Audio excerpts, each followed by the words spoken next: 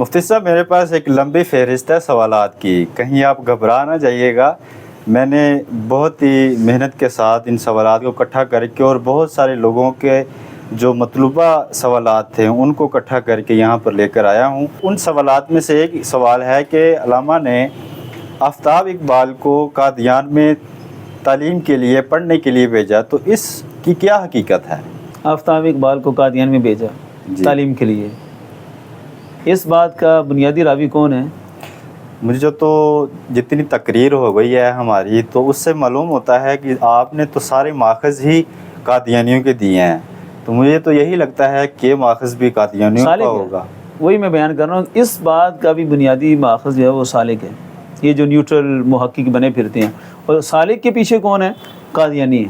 یہ میرے پاس دو حوالے ہیں کہ اس بات کا بھی دعویٰ قادیانیوں نے ہی کیا کہ آفتاب اقبال کو اقبال نے ادھر قادیان میں تعلیم کے لیے بھیجا تھا، قادیانی اسکول میں۔ یہ کتاب ہے علامہ اقبال اور احمدیت تاریخی حقائق کے آئینے میں، اس میں دعویٰ کیا انہوں نے، صفحہ نمبر 12 پہ ان کا دعویٰ ہے کہ ڈاکٹر اقبال نے اپنے بڑے بیٹے آفتاب احمد کو قادیان کے مشہور تعلیمی ادارہ تعلیم الاسلام ہائی اسکول میں تعلیمی تربیت حاصل کرنے کے لیے 4-5 سال تک داخل کیے رکھا۔ ایک بنیادی ماخذ یہ ہے، اور یہ روا سے شائع ہوا۔ اور دوسرا یہ جو حامد شاہ نے لکھا، بہتر ہے اقبال اپنے قلم کو روک لیں، اقبال کے خلاف جب وہ لکھ رہے تھے تو اس میں بھی اس نے صفحہ نمبر 46 میں دعویٰ کیا ہے کہ آفتاب اقبال کو قادیان میں خود اقبال نے بھیجا تھا پڑھنے کے لیے، تو آج ہمارے خلاف کیوں بول رہے ہیں؟ تو یہ تو قادیانیوں کے دعوے ہیں۔ تو ہم نے شروع میں کہا تھا کہ قادیانیوں کی باتوں کو ہم نے نہیں لینا، ہم نے ان کی بات کو ماننا ہے جو مسلمان تھے۔ اب ان کی بات کو تو لے لیا، جس طرح پہلے بھی شیخ عطا محمد اور شیخ نور محمد صاحب کے بارے میں تو قادیانیوں نے جو باتیں کی ہوئی وہ تو کوٹ کر دی، اور اقبال کے اپنے بھانجے اپنے ان کے نواسے جو ذکر کر رہے ہیں ان کو ماننے کے لیے تیار نہیں۔ گھر والے تو وہ ہیں۔ آفتاب اقبال کے بارے میں بار بار دعویٰ کیا گیا، اور دعویٰ کرنے والے قادیانی اور کوٹ کرنے والے ایسے ہی لوگ۔ اب آتے ہیں اصل بات کی طرف۔ یہ مشہور کتاب ہے اقبال اور آفتاب، سب سے بہترین ماخذ آفتاب کے بارے میں یہ کتاب ہے۔ گھر کے بندے ہیں، یہ کس نے لکھی ہے؟ یہ آفتاب کی بیگم نے لکھی ہے، اقبال اور آفتاب اقبال کی شخصیت پر۔ یہ اقبال کی بہو ہیں، اور انہوں نے پھر اس بارے میں اصل حقیقت کو بیان کیا اور واضح لکھا۔ یہ صفحہ نمبر 296 یہاں موجود ہے۔ پھر جھوٹ کے اقبال نے اپنے بیٹے کو قادیان بھیجا، واضح طور پر انہوں نے اس بات کو ڈینائی کیا۔ تو لہذا ہم سمجھتے ہیں کہ باہر کی باتوں کو ماننے سے بہتر ہے کہ بندہ گھر والوں کی باتوں کو مانے جو صاحب ایمان تھے۔ قادیانیوں نے جتنی باتیں کی، جتنے دعوے کیے، ان کو کوٹ کر دینا، اور اقبال کے گھر والے جو چیخ چیخ کر لوگوں کو بیان کر رہے ہیں کہ ہم کون ہیں، ہمارا عقیدہ کیا ہے، ان کو چھوڑ دینا، یہ بہت بڑی زیادتی ہے۔ لہذا ایسا کوئی بھی دعویٰ ثابت نہیں ہے کہ آفتاب اقبال نے وہاں تعلیم حاصل کی ہے۔ ثابت یہی ہے گھر والوں سے کہ آفتاب اقبال بالکل قادیان نہیں گئے۔ ویڈیو میں مفتی صاحب نے ایک تاثر دینے کی کوشش کی ہے کہ علامہ علیہ رحمہ اپنی جو مسائل تھے، شرعی مسائل، وہ قادیانیوں سے پوچھا کرتے تھے۔ انہی میں سے انہوں نے اعتراض کے طور پر انہوں نے یہ دلیل پیش کی ہے کہ طلاق کا جو مسئلہ ہوا تھا تو علامہ اقبال علیہ رحمہ نے قادیانیوں سے یعنی وہاں پر خط بھیج کر ان سے سوال کا جواب مطلوب کرنے کی کوشش کی تھی۔ تو اس کی کیا حقیقت ہے؟ ایسی کوئی بات ہے کہ نہیں؟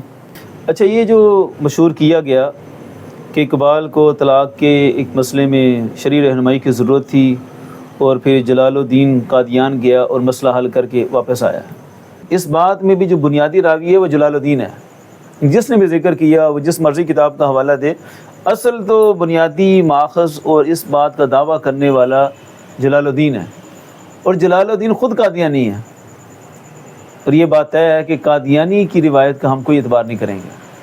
اور دوسرا یہ کہ اس بات کو اچھالا پھر سالک نے، اور یہ قادیانیت کی طرف سے جو کتابیں ہیں اقبال کے حوالے سے سب نے اس بات کو اچھالا۔ یہ علامہ اقبال تاریخ احمدیت، اسی طرح بہتر اقبال اپنے قلم کو روک لیں، اور مظلوم اقبال اس نے اس کو ذکر کیا، اس میں ان باتوں کو ذکر کیا گیا۔ یعنی کوئی بھی بنیادی سورس جو ہے نا، بیسک سورس جس سے یہ بات لی گئی ہے وہ اہل سنت نہیں ہے، یا سالک نے لیا اس بات کو۔ سالک کا بھی ہم نے سارا حوالے دے دیا کہ سالک تو تھا ہی بے ایمان آدمی، اس کی باتوں کا تو اعتبار کیا نہیں جا سکتا۔ اب آتے ہیں اس بات کی اصل حقیقت کی طرف. پھر پوچھتے ہیں اقبال کے گھرانے سے کہ ایسا مسئلہ کبھی ہوا تھا؟ کیونکہ صاحب البیت ادری بما فیہ، گھر والے بہتر جانتے ہیں کہ گھر میں کیا مسئلے ہوئے تھے اور کیا حل نکالے گئے تھے. تو اس پر یہ ڈاکٹر نذیر صوفی، یہ جو اقبال کے بھانجے لگتے ہیں، انہوں نے باقاعدہ ایک ہیڈنگ دی کہ سالک کا افتراء. یہ اپنی کتاب حیات و پیام علامہ اقبال، اس میں باقاعدہ سالک افتراء کی ہیڈنگ دے کر ذکر کیا کہ لاہور والی بیگم کی رخصتی پر نکاح از سر نو کا ڈھکوسلا علامہ کو مرزائی علماء سے مستفید دکھانے کے لیے گھڑا گیا. نہیں، باقاعدہ یہ گھڑی ہوئی بات ہے. جب طلاق ہی نہ ہوئی تھی تو دوبارہ نکاح کیسے؟ یہ گھر والے بندے بیان کرتے ہیں کہ ایسا کوئی مسئلہ ہوا ہی نہیں تھا. لاہور والی بیگم کے ساتھ اقبال کا کوئی ایسا معاملہ تھا ہی نہیں. آخر میں یہ لکھتے ہیں اقبال کے بھانجے، قادیانی باپ کے بیٹے کی افسوسناک اور شرمناک دروغ بافی پر ناطقہ سر بگرباں ہے، اسے کیا کہیے. یہ اس نے تبصرہ کیا کہ یہ قادیانی باپ کا بیٹا تھا سالک، تو اس نے جان بوجھ کر اقبال کو قادیان کی طرف گھسیٹ کر لے جانے کی کوشش کی. لہذا ہم تو گھر کی گواہی مانیں گے، ہمیں کیا ضرورت ہے ادھر ادھر کی باتیں سننے کی. گھر کی گواہی یہ ہے کہ ایسا سرے سے کوئی واقع نہیں ہوا. اور جنہوں نے کلیم بھی کیا انہوں نے بھی نام لیا، تو جلال الدین کا نام لیا کہ جلال الدین گیا، وہ مسئلہ پوچھ کر آیا. اتنا وہ بھی نہیں کہہ سکے کہ اقبال نے کوئی لکھ کر دیا تھا یا اقبال خود گیا تھا، اقبال نے کوئی لیٹر لکھا تھا، ایسا کچھ بھی نہیں. یہ جلال الدین کا دعویٰ ہے کہ میں گیا، پھر میں پوچھ کر آیا، میں نے یہ کہا. تو جلال الدین ویسے ہی قادیانی ہے. لہذا جنہوں نے دعویٰ کیا انہوں نے بھی قادیانی راوی کو لیا، اور گھر والے جو ہیں اقبال کے وہ تو مانتے ہی نہیں ہے کہ ایسا کوئی واقع ہوا ہی نہیں. لہذا یہ بھی سب کہانی اور من گھڑت بات ہے. کافی اعتراضات اور سوالات جو قادیانیوں کی طرف سے یا جو ویڈیو والے مفتی صاحب ہیں ان کی طرف سے کیے گئے ہیں، تو کافی تسلی و تشفی ہوئی. اور ابھی تک ایک بھی ایسا حوالہ نہیں یعنی بیان ہوا یا ماخذ نہیں بیان ہوا کہ جو مسلمانوں کی طرف سے یا کسی سنی عالم دین کی طرف سے یا کسی بھی سکہ راوی کی طرف سے اعتراض کیا گیا ہو. ایسے ہی تمام تر اعتراضات جتنے بھی تھے وہ سارے کے سارے قادیانیوں کے نقل کر کے تو ان کو علامہ اقبال مرحوم علیہ رحمہ پر جو الزامات لگائے گئے تھے. تو میں کافی جو ہے تسلی ہوئی ہے، دل کو اطمینان ہوا ہے. اور یقیناً میرے جو سننے والے احباب ہیں، جو عوام اہل سنت ہیں یا دیگر جو اقبالیات کو اچھی نگاہ سے دیکھتے ہیں اور علامہ اقبال کو اچھا سمجھتے ہیں اور ان کو سنتے ہیں، تو وہ کافی اعتراضات کے جوابات کو سن کر مطمئن ہوئے ہوں گے. تو مختصر بس تھوڑے سے ایک دو میرے سوالات رہ گئے ہیں، میں نے کافی زیادہ آپ کا ٹائم لے لیا ہے. تو ایک سوال اور ہے کہ مکاتیب اقبال میں ہے کہ 1932 میں علامہ نے ایک خط لکھا تھا لاہوری قادیانیوں کو، وہ اب بھی جو ہے غیرت مند مسلمان سمجھتے ہیں. تو اس کے حوالے سے آپ کیا کہیں گے؟ مکاتیب اقبال، اس میں خط ہے. پہلی بات یہ ہے کہ مکاتیب کی اپنی اتھینٹیکیشن کیا ہے، مکاتیب کس حد تک مستند ہیں، ان میں ساری باتیں کس حد تک سچائی سے تعلق رکھتی ہیں، اس کا فیصلہ ہم مکاتیب سے ہی کر لیتے ہیں کہ مکاتیب میں کیا کچھ ہے اور کیسے یہ ہر بات جو مکاتیب میں ہے اس کو تسلیم بھی کیا بھی جا سکتا ہے کہ نہیں کیا جا سکتا. اب دیکھیں مکاتیب کا حال. یہ کتاب ہے انوار اقبال، یہ بھی مکاتیب پر ہی مشتمل ہے. اس میں مکاتیب کو ذکر کیا گیا. اس میں قادیانیوں کے متعلق کیسی بددیانتی کی. خط میں لکھا کہ کوئی شخص بعد اسلام اگر یہ دعویٰ کرے کہ مجھ میں ہر دو اجزاء نبوت کے موجود ہیں، یعنی یہ کہ مجھے الہام وغیرہ ہوتا ہے اور میری جماعت میں داخل نہ ہونے والا کافر ہے، تو وہ شخص کاذب ہے. یہ لکھ کر آگے اس نے ڈیش ڈال دیا. آگے والی عبارت کو مکاتیب والے نے ذکر ہی نہیں کیا. اب آگے کیا ہے؟ اب عقل پر پردہ اس قدر پڑا ہوا تھا کہ حالانکہ جو اصل اقبال کا جو اپنے ہاتھ کا لکھا ہوا خط ہے وہ بھی ساتھ اٹیچ کیا، اس کو بھی ایک اچھے پیپر میں یہ ساتھ لگایا ہوا ہے. آگے باقاعدہ لکھا ہوا ہے کہ اس کا اقبال کے نزدیک ایسے لوگوں کے بارے میں اقبال کا نظریہ کیا تھا، ان کو اقبال کیا سمجھتے تھے، لیکن کاذب کہہ کر بات کو ختم کر دیا کہ کاذب کہنا تو بالکل ایک چھوٹی سی بات ہے نا، اقبال تو پھر سچا عاشق رسول ہو اور کاذب کہہ کر بات کو ختم کرے، ایسا تو نہیں تھا نا۔ اب ڈنڈی مارنے والوں نے ڈنڈی تو ماری، لیکن عقل پر اللہ نے ایسے پردے رکھے کہ اصل خط بھی ساتھ اٹیچ کر دیا۔ اب اصل خط میں آگے یہ موجود ہے، اس خط کی جو ایڈیٹنگ کی گئی ہے اس سے پہلے اصل مخطوطہ بھی لگا دیا گیا۔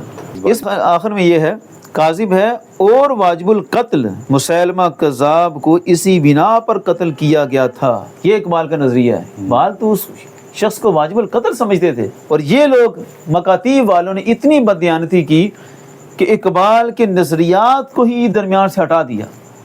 اقبال اپنا نظریہ بیان کر رہا ہے کہ میں تو ایسے شخص کو واجب القتل سمجھتا ہوں، اور مسیلمہ کذاب کے ساتھ ملا کر اس کو بیان کیا۔ پھر اقبال کو اس طرح پیش کرنا کہ وہ نرم گوشہ رکھتے تھے اور ان کے ہاں کوئی ایسی بات نہیں تھی، تو یہ سب بددیانتی ہے، یہ ایک مکاتیب والوں نے حال کیا۔ اسی طرح ایک اور مثال بھی پیش کرتا ہوں۔ اچھا، اسی کتاب میں ایک اور نمونہ بھی دیکھیں، یہ محمد بن فوق کے نام جو مکاتیب لکھے گئے ان کو درج کیا گیا، تو خط مختصر ہے، اس میں لکھا ہے کہ کتاب مشاہیر کشمیر مل گئی، شکریہ قبول کیجئے، مولوی محمد دین صاحب کی خدمت میں میرا سلام لکھیے۔ اب محمد بن فوق کو ہی خط ہے اور اسی کو پیغام ہے کہ محمد بن فوق کو میرا سلام کہہ دینا۔ اندھے کو اندھیرے میں بڑی دور کی سوجی، یہ عقل پر پردے ہیں کہ جو اقبال کے مکاتیب میں خیانت کر رہے تھے، ان کی خیانتیں اتنی واضح ہیں کہ دیکھ کر عام بندے کو بھی اندازہ ہو جاتا ہے کہ کس قدر عقل پر پردے تھے اور کس قدر خیانت ہو رہی تھی مکاتیب اقبال سے۔ اسی طرح یہ مکاتیب اقبال ہے، اس میں خط شائع ہوئے، تو ایک خط شائع ہوا سلمان ندوی کے نام 1922 میں، اور تاریخ درج ہے 1933 کی، اس قدر یہ بے احتیاطی اور من گڑت۔ اسی طرح یہ کتاب ہے اقبال کے کرم فرما، یہ کتاب دلی سے شائع ہوئی، اس میں تبصرہ کیا گیا کہ اقبال کے مکاتیب کے ساتھ کھلواڑ کیا ہوا، کیسے بددیانتی اور خیانت کی گئی اقبال کے مکاتیب کے ساتھ۔ اس میں انہوں نے کئی مثالیں پیش کی، یہ باقاعدہ انہوں نے پروف کے ساتھ یہ ذکر کیا کہ لمع صاحب کے نام علامہ کے خطوط بیشتر جعلی ہیں، اور خود عطا اللہ صاحب مرحوم اس کے معترف تھے۔ یہ پورے وثوق سے ثابت کر رہے ہیں کہ بہت سے خط جعلی شامل ہوئے۔ اسی طرح اس کی ایک مثال دی کہ ڈاکٹر لمع، اس کو خط لکھا اور شروع میں لکھا جناب من ڈاکٹر لمع، اس کو ڈاکٹر کہا، اور یہ خط لکھا 1929 میں، اور نیچے وہ خود لکھ رہا ہے کہ میری اقبال سے ملاقات جنوری یا فروری 1929 میں حیدرآباد میں ہوئی، اس وقت میں انٹرنس کا طالب علم تھا، یعنی انٹر کا طالب علم تھا، اور اقبال اس کو ڈاکٹر لکھ رہا تھا۔ تو یہ خود اس بات کی واضح دلیل ہے کہ خط من گھڑت بنائے گئے، بہت سے مکاتیب میں خیانت ہوئی۔ تو لہذا مکاتیب کا حال یہ ہے کہ ان میں بہت سی باتیں جو ہے نا بغیر کسی وثوق کے درج کر لی گئیں۔ اب آتے ہیں بات 1932 میں اقبال نے ان کو غیرت مند مسلمان کہا، ایسا کچھ بھی نہیں۔ اقبال کی پوری تاریخ ہے کہ اقبال نے کسی دور میں بھی قادیانیت کی تعریف نہیں کی، جو تعریف کی وہ 1911 میں، جس طرح ہم نے پہلے بیان کیا کہ 11 میں جو تقریر ہوئی تھی اس پر جو وبیلہ ہوا تھا، اس کی وضاحت میں اقبال نے کہا تھا کہ آج سے ربع صدی پہلے، 25 سال پہلے مجھے کچھ امیدیں تھیں، جس وقت یہ مناظرے کر رہا تھا پنڈتوں سے، تو اس وقت تک تعریفیں، اس کے بعد اقبال نے کسی دور میں قادیانی کی کوئی تعریف نہیں تھی۔ 1932 میں یہ تعریف کرنا بالکل ناممکن بات ہے، لہٰذا یہ دعویٰ کرنا کہ اقبال نے 1932 میں ان کو غیرت مند مسلمان قرار دیا تھا، تو یہ بالکل فضول سی بات ہے۔ مکاتیب اقبال کے نمونے آپ کے سامنے ہیں، لہذا ان کی کوئی بات بھی معتبر نہیں ہے۔ اور دوسرا میں یہ کہوں گا کہ اقبال اگر کسی کو اتنا غیرت مند سمجھتا تھا تو اقبال نے اپنی شاعری میں کبھی تذکرہ کیوں نہیں کیا؟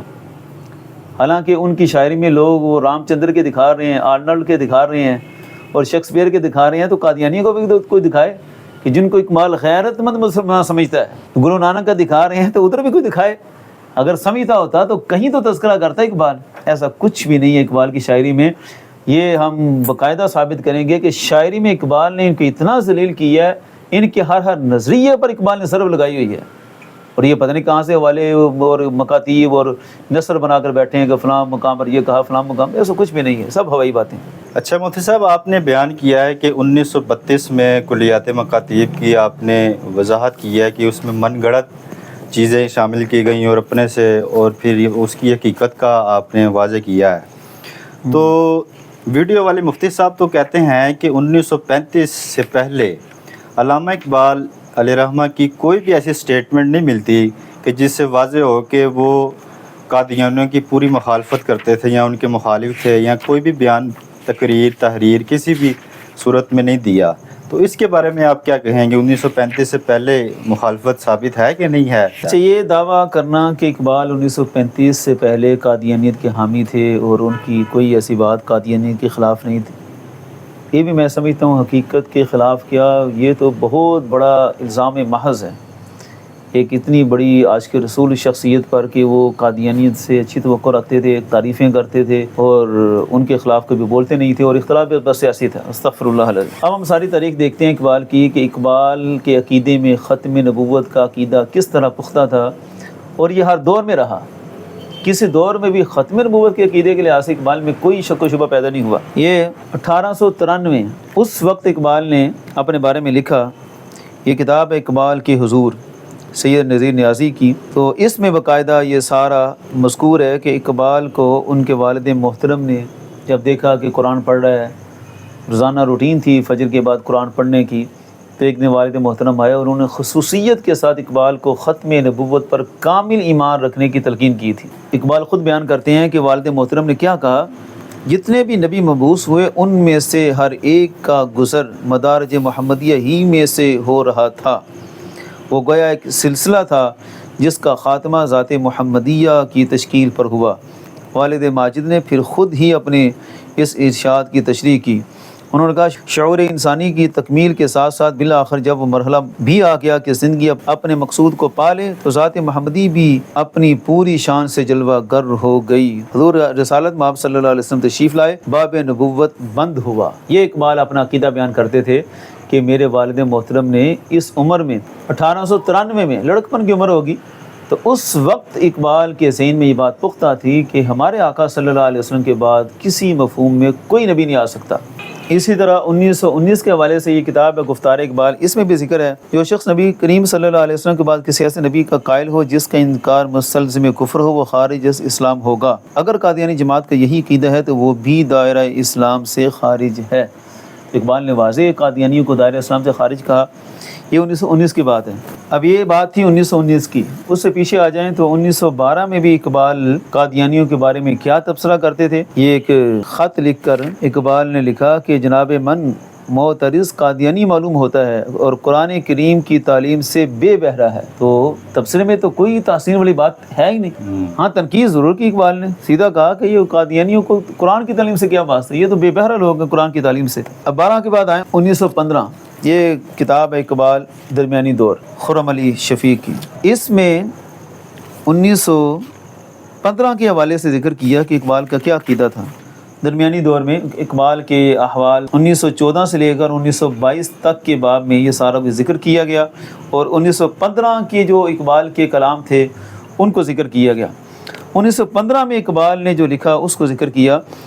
اس کے علاوہ یہ بات بدیہی ہے کہ ایک غیر احمدی مسلمان جو رسول اللہ صلی اللہ علیہ وسلم کے بعد کسی نبی کے آنے کا قائل نہ ہو، وہ کس طرح یہ بات کہہ سکتا ہے کہ عقائد کے لحاظ سے قادیان والے سچے ہیں۔ تو یہ اقبال واضح طور پر کہہ رہے ہیں کہ ایک مسلمان کیسے تصور کر سکتے ہیں کہ قادیان والے سچے، ایسا ممکن ہی نہیں ہے۔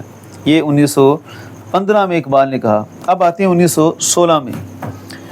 1916 میں یہ کتاب ہے گفتار اقبال، اس میں بھی اقبال کی بات کو ذکر کیا گیا۔ 1916 کے قول کو اقبال نے کہا کہ جو شخص نبی کریم صلی اللہ علیہ وسلم کے بعد کسی ایسے نبی کا قائل ہو جس کا انکار مستلزم کفر ہو، وہ خارج از اسلام ہوگا۔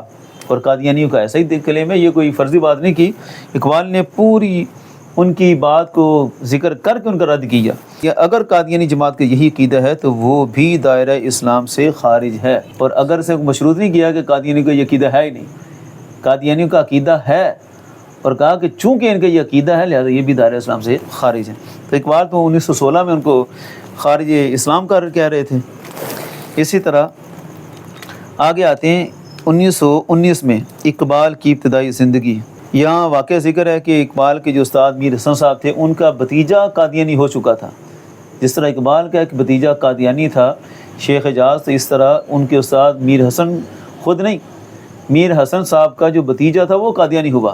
اقبال کا چونکہ ان کے خاندان سے اچھا تعلق تھا تو اقبال کو بھی کی دعوت دی گئی۔ تو اس میں یہ ذکر ہے اقبال نے انکار کر دیا اور جواب میں 40 اشعار پر مشتمل ایک منظوم شکل میں جواب دیا۔ وہاں یہ لکھا بھائیوں میں بگاڑ ہو جس سے عبادت کو کیا سراہوں میں، بت پرستی ایک مذہب ہے کفر غفلت کو جانتا ہوں میں۔ تو ان کو اچھی طرح رگڑ دیا کہ یہ تو اس طرح میں جانتا ہوں جس طرح کفر ہے، کہ ان کے معاملات میں شریک ہونا، نرم گوشہ رکھنا، پھر ان کو اچھا سمجھنا، جس طرح دعویٰ کیا گیا کہ 1932 میں اقبال کہہ رہے تھے کہ میں ان کو سچا مسلمان سمجھتا ہوں، یہ واقعہ 1919 کا۔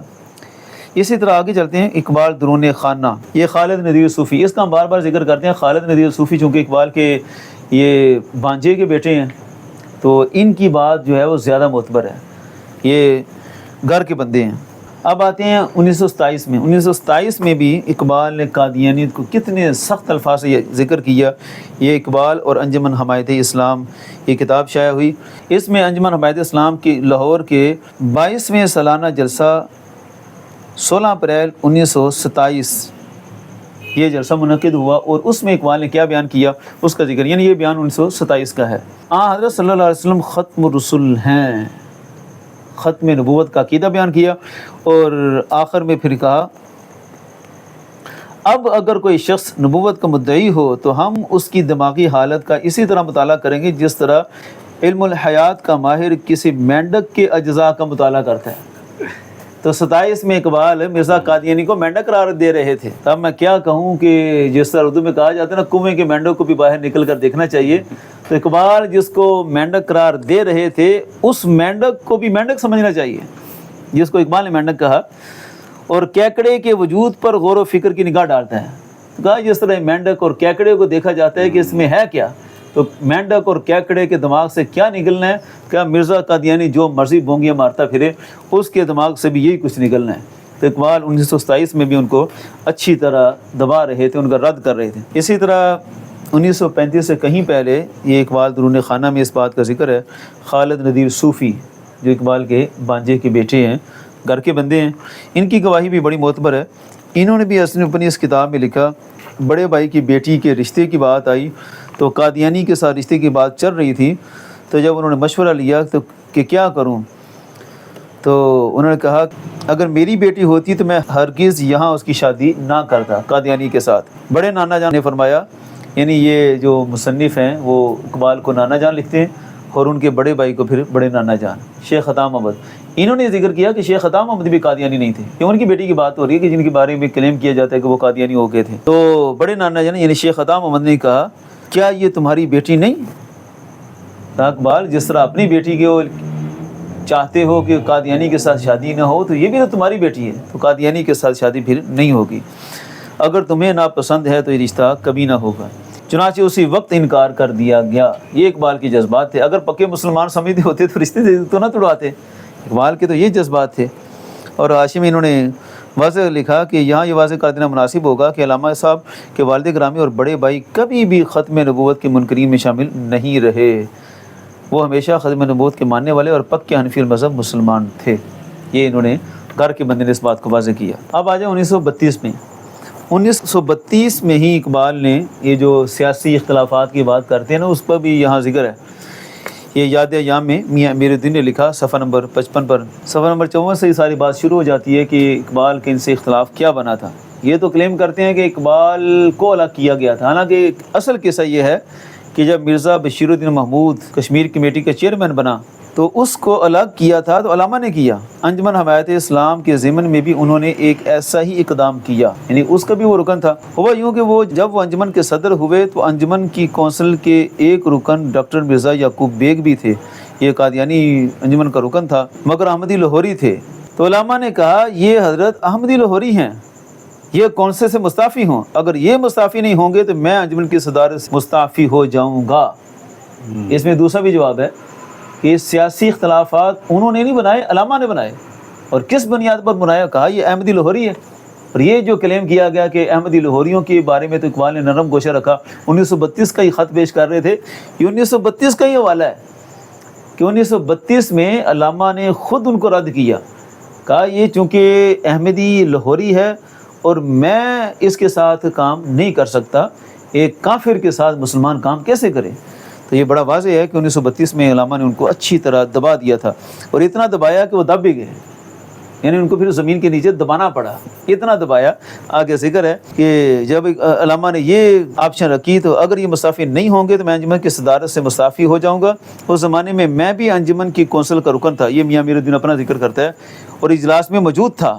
مرزا یعقوب بے کونسل سے اٹھ کر چلے گئے، دل کے مریض تھے، 3-4 روز بعد سنا کہ وفات پا گئے، کام ہی ختم۔ یہ ہے اقبال نے دبایا اور دبا ہی دیا۔ آپ نے تو یہ بیان کیا ہے کہ مرزا یعقوب بے کو علامہ اقبال نے مار دیا، جبکہ ویڈیو والے مفتی صاحب تو کہتے ہیں کہ ان کی علامہ اقبال نے تعزیت کی ہے، تو یہ کیا معاملہ ہے؟ اقبال نے تعزیت کی، روح مکاتیب اقبال۔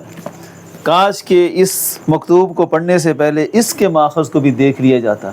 افسوس کہ سارے قادیانی ماخذ کو لے کر اعتراضات کیے گئے۔ ویسے تو مکاتیب میں جتنا کچھ ہے وہ تو ہم نے بیان کر ہی دیا کہ اس میں کتنا رتب و یابس شامل کیا گیا، بہت سی من گھڑت باتیں شامل کی گئی، لیکن یہاں جو بنایا بھی گیا تو شکر ہے کہ انہوں نے اس کا اصل ماخذ بھی ذکر کر ہی دیا۔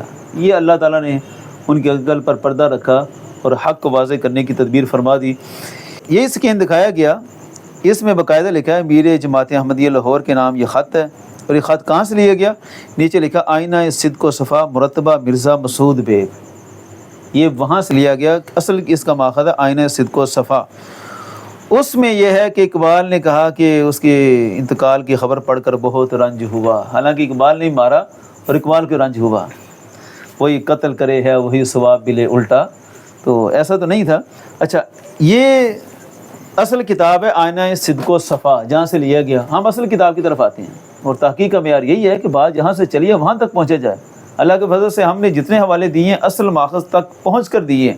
اقبال نے اپنے بیٹے کے جو قادیان بھیجا، یہ جو بات گھڑی گئی تو ثابت کیا کہ اس کا اصل ماخذ جو ہے وہ جلال الدین خود قادیانی ہے، وہی کلیم کر رہا ہے کہ مجھے بھیجا میں آیا، تو یہ قادیانیوں کے حوالے معتبر نہیں ہے۔